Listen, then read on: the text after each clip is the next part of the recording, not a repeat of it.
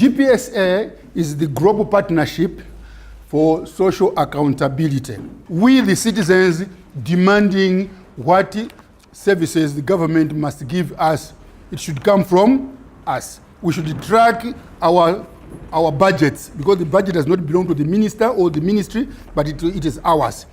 This program is in Malawi, is in Ghana, is in Bangladesh, and Tajikistan, former Soviet country.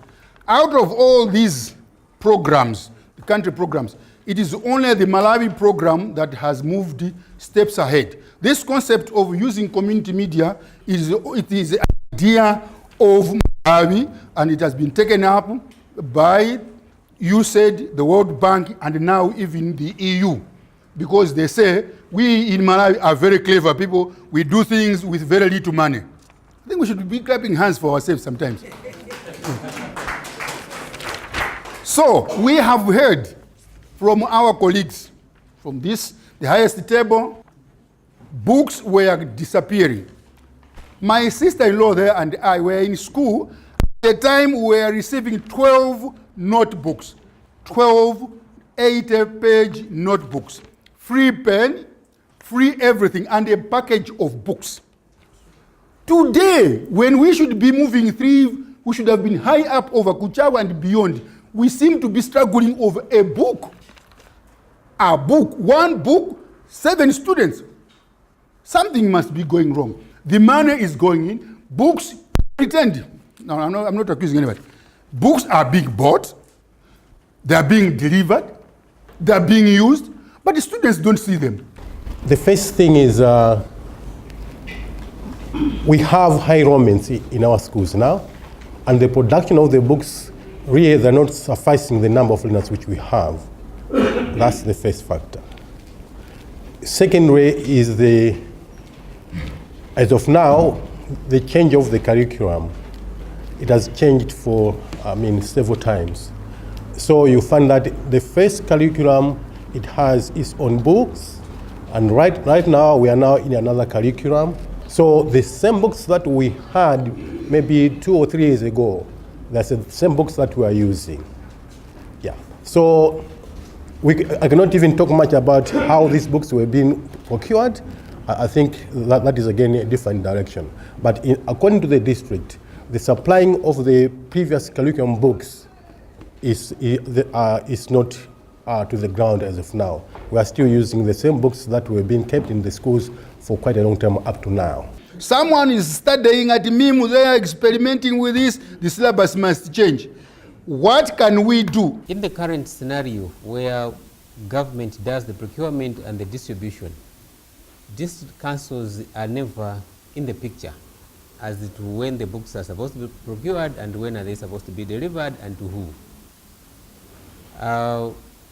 It's quite challenging because we don't actually come very close to what happens. Also, to put on record is that these are supposed to be the goods that come into the district with an attachment of the values, and so that we should be in the picture to know as to how much does the district have in terms of financial resources that have come through the books. But that information is never provided. The idea of keeping things in the storeroom or in the warehouse for the sake of keeping them clean for visitors. That even happens at a very lower level. When you give books for children, because even preschool children are supposed to be reading, they are supposed to start reading at that very early level. So they will not be given those books because they want them to be clean. They will not be given the toys to play with because they want them to be clean. So I think it's a syndrome in as far as people in the community are concerned or educators are concerned, even at a lower level. Ours are volunteers, but they are falling into that same syndrome of keeping things for later. Okay, there is, understand, the chairman of CSOs in Zomba. All right? Can you say something about it? What do you think? How would you work with the media to ensure that all issues to do with education, not just education, but everything? We invite the sector heads on each each meeting we make sure we invite one sector head. About media, I think we've got the president of press club here, press club for Zomba. They can testify. He can testify with his colleagues that they have ever been invited more than 3 times to our CSO meeting just to say any word. So all in all, it's just a matter of mainstreaming these issues of accountability, working with the media, so that we amplify whatever is there. At the end of the day, we make sure that everybody is accountable. We are hoping that the results that we've been getting from this project will actually urge more donors to actually look at the real issues that are going on in Malawi in terms of social accountability, to follow up in terms of government resources, how government is allocating resources, how government is spending its resources. Just also monitor, do public expenditure tracking, where you're tracking the projects that government is doing. And I'm hoping that for the future, we'll be able to get more funding so that we can implement more projects such as these, because we've seen great achievements, and even in terms of empowering citizens, just that empowerment approach for citizens to be able to hold duty bearers accountable.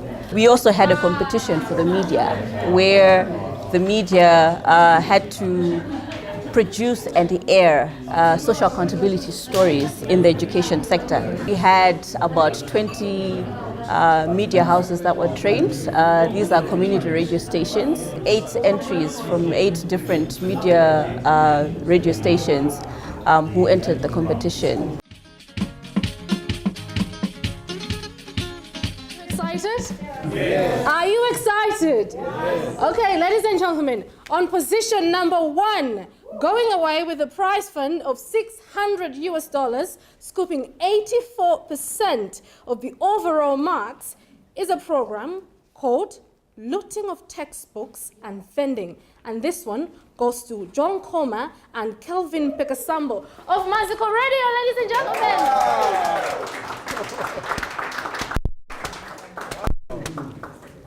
I really appreciate this recognition by Imagine tonight. For my colleague and myself from Maziko Radio to have won 2 awards from the SAMI Awards given to us tonight. The thing is, I think we've been doing this for a while.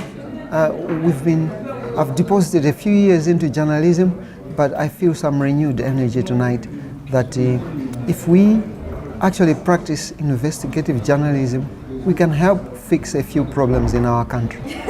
For example, exposing people who are buying textbooks that your children and mine should be reading in our public schools and suddenly disappearing from the supply chain and then ending up on the markets, in the private schools, and in all the wrong places. So I think we can do something about this as journalists. We can write and expose where things are going wrong, and somehow we can help fix our country.